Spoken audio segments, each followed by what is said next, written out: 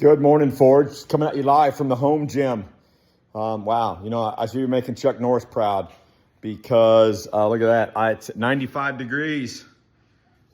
Chuck Norris said, unless you're working out at 95 degrees, you're not working out. So hopefully Chuck will be proud. I just wanted to come out and say thanks to James B. II for posting that clip from that podcast from Stephen Bartlett and Jordan Peterson. If you haven't had the chance to watch that, man, I know it's a bit long. It's not really long, 15 minutes or so, but it's deep, right? Anything Jordan Peterson does is pretty deep. But I wanted to talk to you about is I really putting a Forge set of goggles on for this thing when I was watching, because here in a couple of days I'm going to sit around with a bunch of other spiritual leaders at Grace, and they want to know, why is Forge working? What is Forge doing? And I'm really kind of grasping at that, and that some of those things that Jordan Peterson talked about, especially when he talked about, are we chasing happiness? Because if we were, we'd be on the shores of triviality, right? So, and we're not there.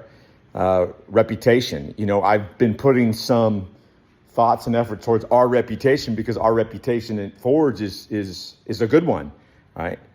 So I'd be like, well, I don't want to put effort towards that. We shouldn't put effort towards that, because that's not what we have. A reputation, a good one, because we're running after Jesus, right?